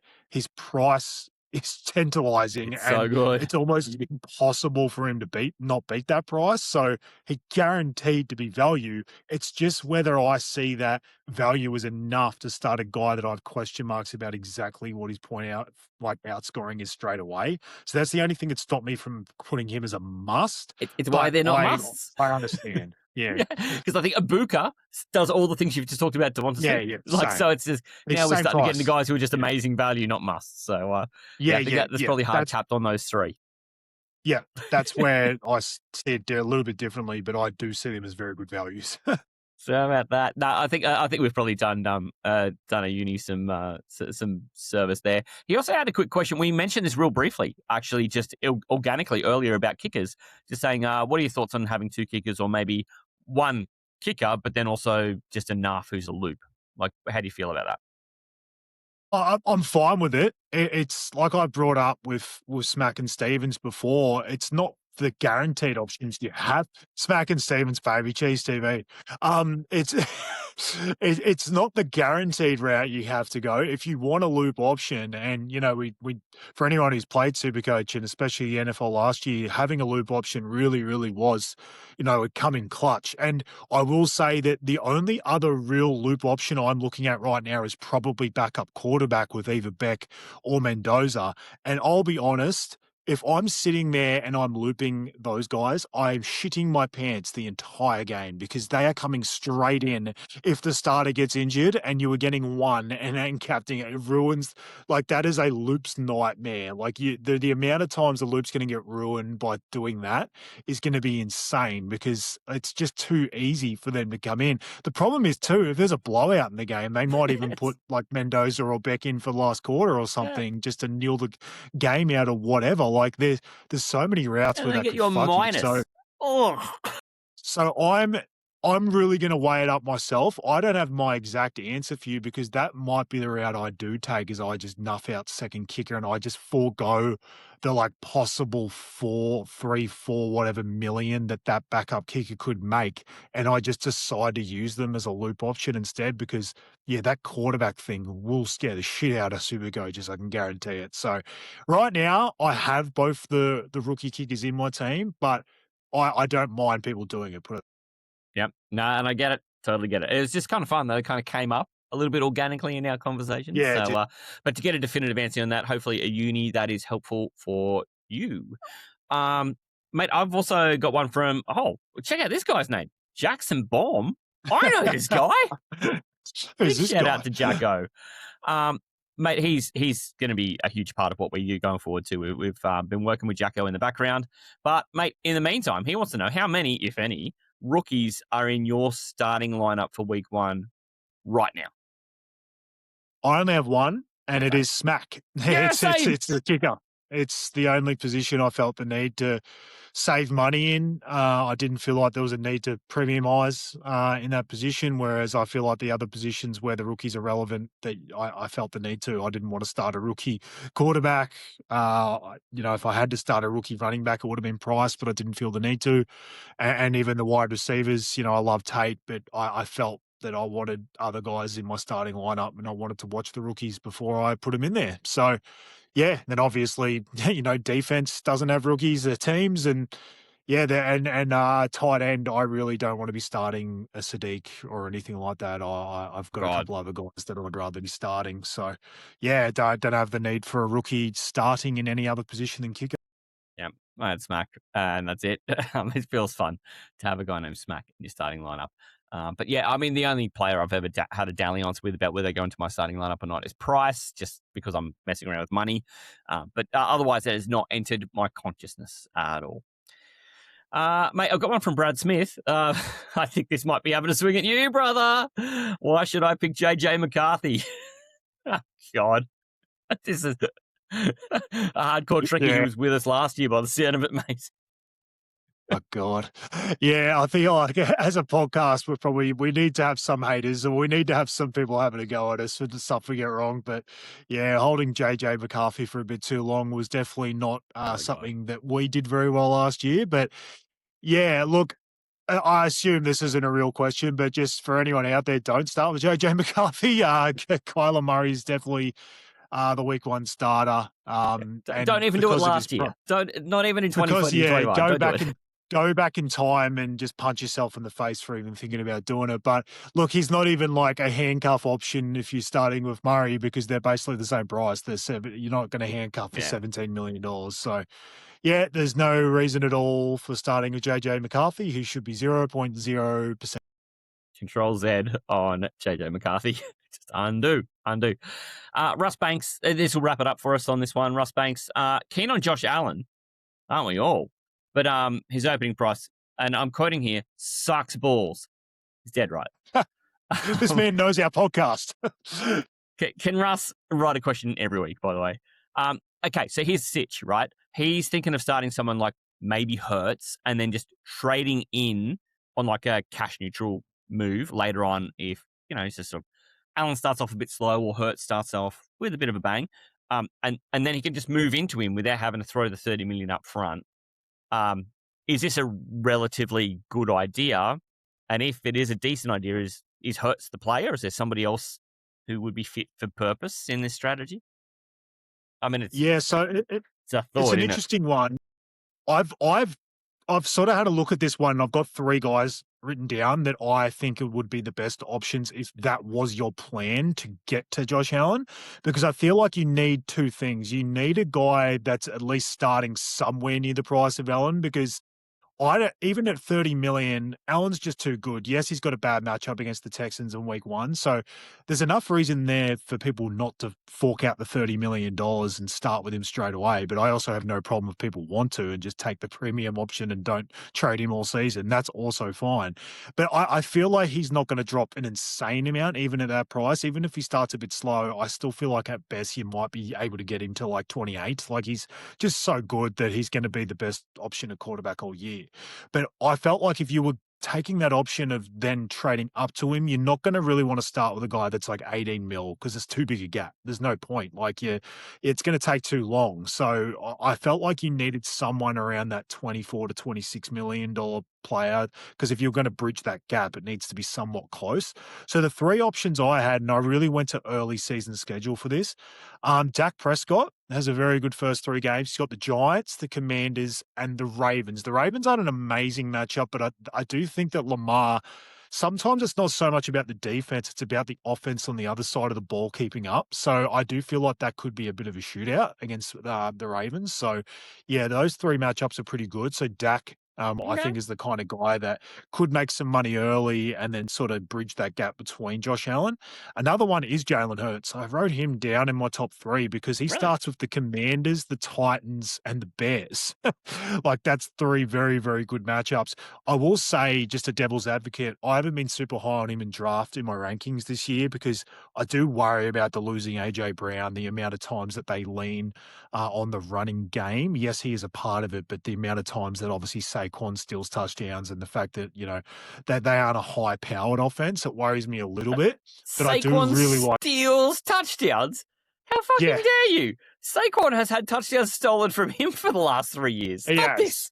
100%, and that's what has made Hurts a decent option. It's never great stats-wise. It's just been the fact that he's had so many rushing touchdowns, and he will continue to. Saquon stealing touchdowns. Wash your mouth out. I just mean he steals production, and they use him so much in second halves when they're up in games and stuff like that. They just don't really need Hurts for a full 4 quarters sometimes. The third guy is actually Justin Herbert, and again, these aren't guys I'm looking at over a full season projection saying these guys are just amazing buys. You've got to have them all year. It really is looking at those first 3 matchups. But he gets the Cardinals, the Raiders, and then the Bills. And again, like I mentioned, the Bills have got a pretty decent defense, but the fact they've got Josh Allen on the other side, it can actually turn games into a shootout. So I really, really like those 3 games for Justin Herbert, and he's at that price that you could use as a stepping stone to get to Josh Allen. So this isn't me saying you shouldn't start with Josh Allen. This was just to look at the question, if there were options around that price as a stepping stone, who would they be? And those were the 3 that I felt like had the best early season matchup schedule. I love that. It sounds like, so for Russ here, that there's a reasonable strategy to it. The other option is just to go and stump up the 30 million for Josh Allen and save yourself the trades. But I definitely see the appeal of going, okay, how do I game myself to Josh Allen? Because, I mean, essentially, that's what I want to eventually do, right? I mean, I think we all kind of want to end up with him. And the question is just on a team building thing, do both. Put Allen in and then see where that extra $6 million or whatever's being spent, how much better does that actually make your team? Is that getting you from a wide receiver you're not sure about to like a stud, or in the running back position? Is it getting you from that mid ranger up to that absolute gun that you couldn't afford? If so, then yeah, go the cheaper option. But if you're not really seeing, the fruit of that extra 6 million anywhere else, then just pay the money for Josh Allen. You really need to be seeing the fruit, like I mentioned, from that extra money and why it's helping the rest of your team. Because otherwise, you're better off just going the best quarterback and sticking and picking it. 100%. 100%.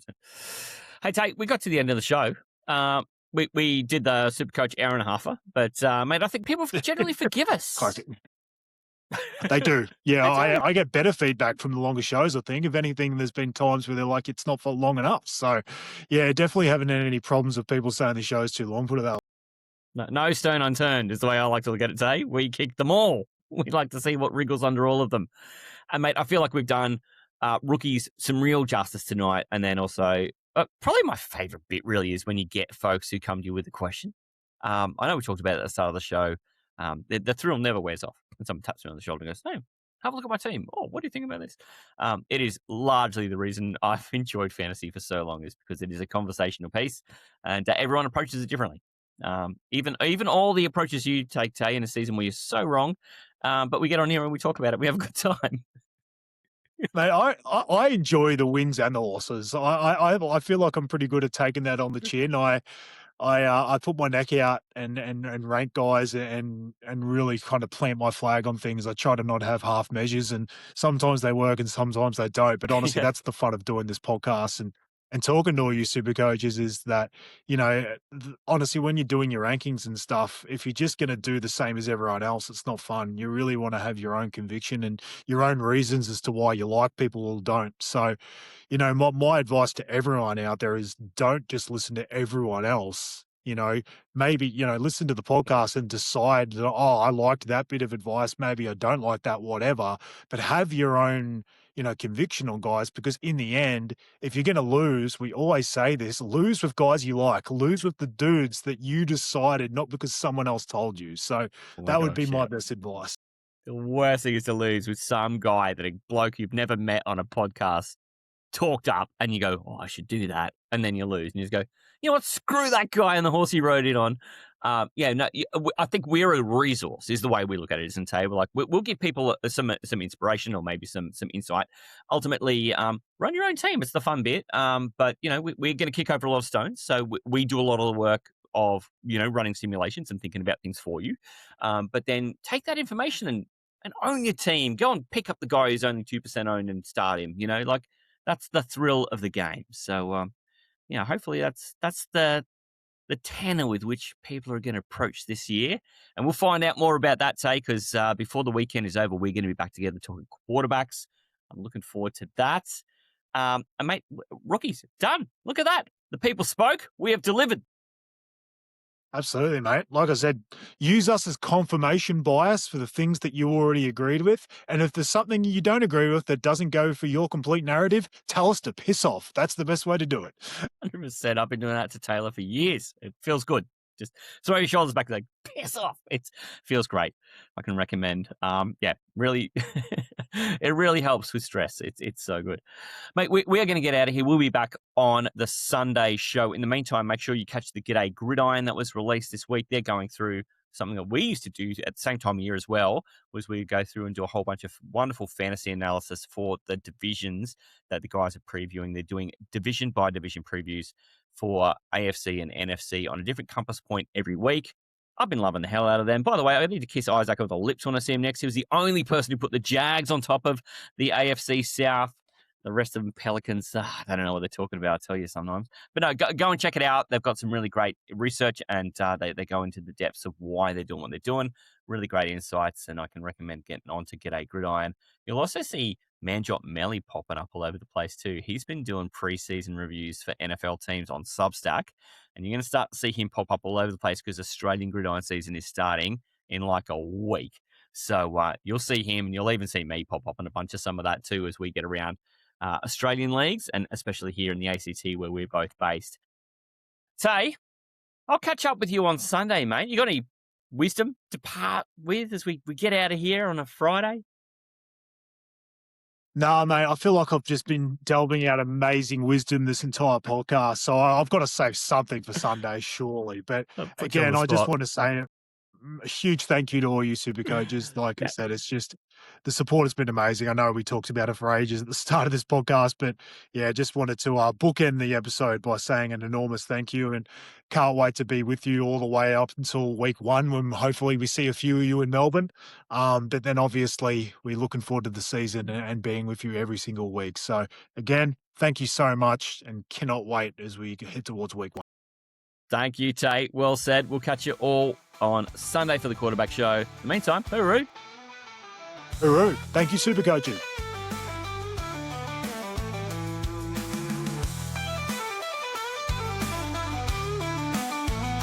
SuperCoach Halfa. Get your edge, get it faster. Taylor leads, Matty's laughter. NFL SuperCoach Halfa.